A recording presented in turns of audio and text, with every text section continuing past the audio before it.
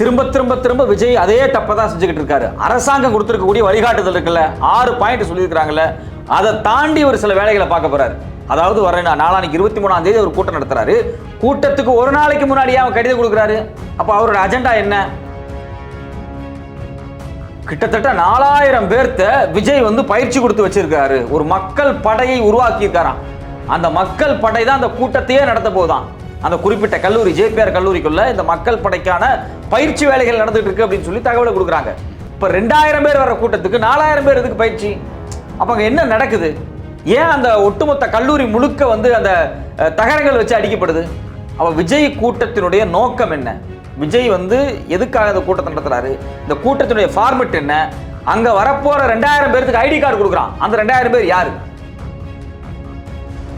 வரக்கூடிய 23ஆம் தேதி காஞ்சிபுரத்தில் தாவேகா கட்சியினுடைய கூட்டம் ஏற்பாடு பண்ணியிருக்கிறதா சொல்கிறாங்க.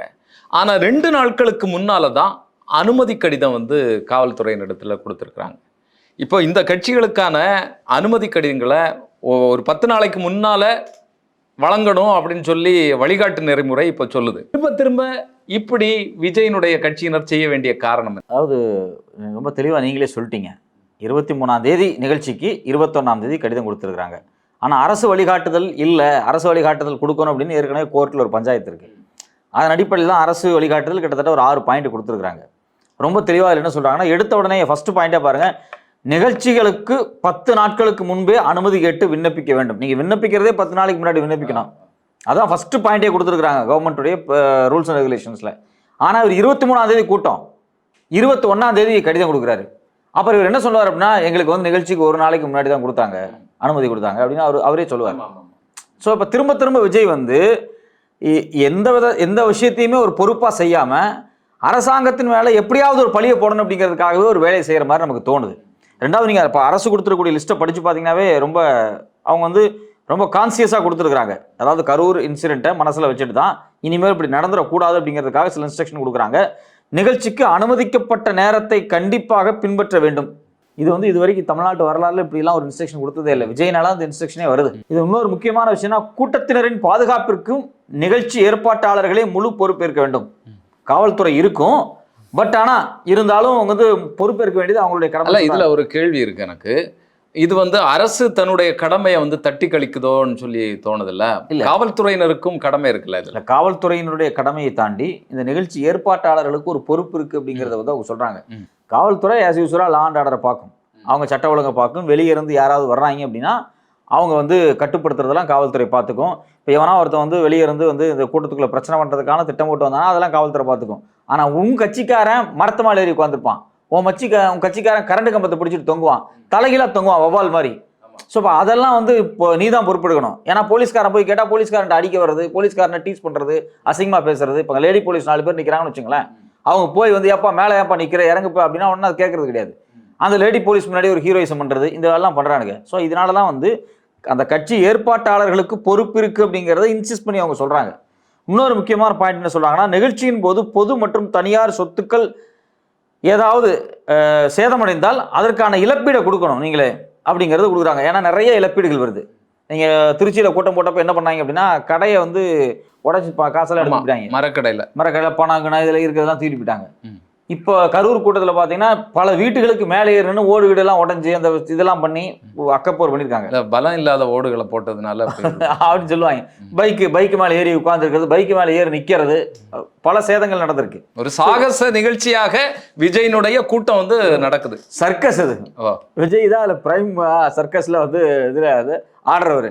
இவங்க எல்லாம் கூட ஆடுறவங்க போல இருக்கு. சர்க்கஸ் பார்த்தீங்கன்னா உலகத்தில் ஒரு கட்சி கூட்டம் சர்க்கஸ் கூட்டம் மாதிரி இருக்கு. ரெண்டாவது, இதில் இன்னொரு விஷயம் என்ன சொல்கிறாங்கன்னா, நிகழ்ச்சி முடிந்த பின் அந்த இடத்தை முழுமையாக தூய்மை செய்து வழங்க வேண்டும் சொல்கிறாங்க. இது புதுசாக ஆட் பண்ணியிருக்காங்க போல இருக்கு. ஏன்னா அவ்வளோ மோசம். நீங்கள் மதுரை கரூர் கூட்டமாக இருக்கட்டும், திருச்சி கூட்டமாக இருக்கட்டும், அந்த இடத்தையே நாஸ்தி பண்ணிட்டு போயிடறாங்க. ஸோ இதெல்லாம் அவங்க ஒரு கொடுக்குறாங்க. குறிப்பாக என்ன சொல்கிறாங்கன்னா, நிகழ்ச்சி துவங்குவதற்கு 2 மணி நேரத்திற்கு முன்பே நிகழ்ச்சி நடக்கும் இடத்தில் கூடுவதை தவிர்க்க வேண்டும். அதாவது நீங்கள் 2 மணி, இப்போ நிகழ்ச்சி 6 மணிக்கு அப்படின்னா நீங்கள் 4 மணிக்கு பிறகு வாங்க. நீ காலையிலேயே அங்கே உட்காந்துட்டு அந்த பைக் எடுத்துட்டு அதுக்கு ரேஸ் ஓட்டி அலும் பண்ணிட்டு இருக்க கூடாது அப்படின்னு சொல்லி அவங்க தெளிவா சொல்றாங்க. அந்த 6 இன்ஸ்ட்ரக்ஷன்ஸ் இது எல்லாமே பாத்தீங்கன்னு சொன்னா விஜய் அவர்களை மட்டுமே மனசுல வச்சு ஆமா இந்த அதாவது மற்ற கட்சி இது என்ன அப்படின்னா, நீங்கள் வந்து ஒரு கட்சி எப்படி கூட்டம் நடத்துன்னு நமக்கு தெரியும். இது கட்சியே கிடையாது. இது இஷ்டத்துக்கு சில வேலைகளை பண்ணுது. ஸோ அதனால் இதுக்கு ஏற்ற மாதிரி சில ரூல்ஸ் அண்ட் ரெகுலேஷனை ஃப்ரேம் பண்ண வேண்டியதாக இருக்குது. ஆனால் விஜய் தரப்பிலிருந்து இன்னொரு விஷயம் நடக்குது. இந்த காஞ்சிபுரம் கூட்டம் பார்த்தீங்க அப்படின்னா, அங்கே இருக்கக்கூடிய ஒரு ஜேபிஆர் இன்ஸ்டியூட் ஆஃப் டெக்னாலஜி அப்படின்னு சொல்லக்கூடிய ஒரு கல்லூரி, இன்ஜினியரிங் காலேஜுக்குள்ளே தான் வந்து இந்த கூட்டத்தை நடத்த போகிறாங்க.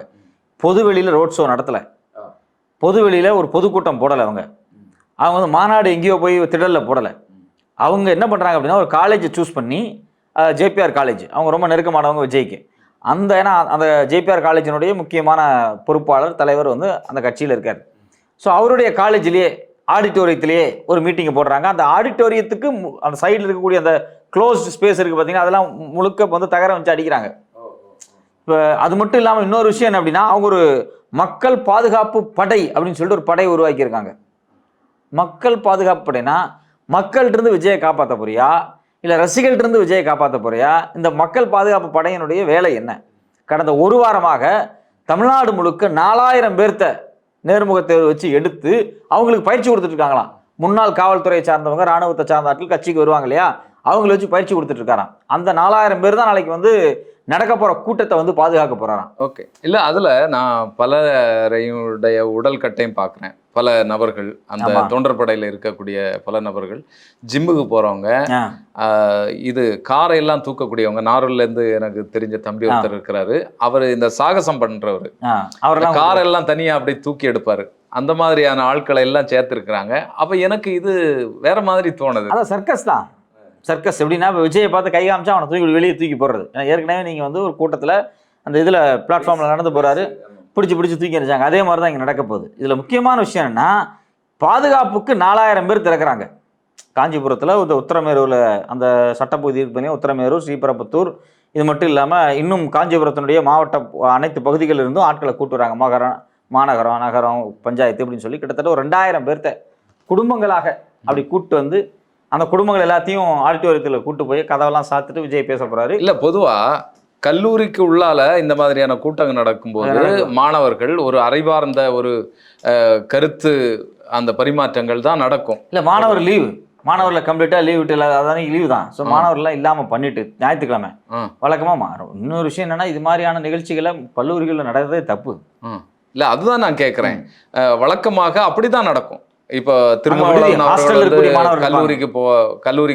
கல்லூரிகளில் போய் பேசுறாரு, வேற பல தலைவர்களும் போய் பேசுறாங்க. ஒரு விவாதம், இந்த மாதிரி கலந்துரையாடல் இப்படிதான் நடக்கும். ஹாஸ்டல்ல மாணவர்கள் தங்கியிருப்பாங்க. இந்த கூட்டம் நடக்கும்போது ஞாயிற்றுக்கிழமை என்ன ஆகும் அப்படிங்கிறது ஒரு பெரிய கேள்விக்குறியான விஷயம் தான். விடுதியில மாணவர்கள் இருக்கலாம். ஸோ இப்போ பிரச்சனை எங்கே வருதுன்னா, 4000 பேர்த்த வந்து இதுக்கு பாதுகாப்புக்கு இறக்கி இருக்கிறாங்களா? இந்த 4000 பேர் 2000 பேர்த்த பாதுகாக்க போறாங்க. 2000 பேர் கூடுறாங்க. ஆமா, அதுக்கு பாதுகாப்புக்கு 4000 பேர். ஒருத்தர் நடந்து போனான்னா சைடில் 2 பேர் போவாங்க. அப்படிதான் சொல்லியிருக்கு.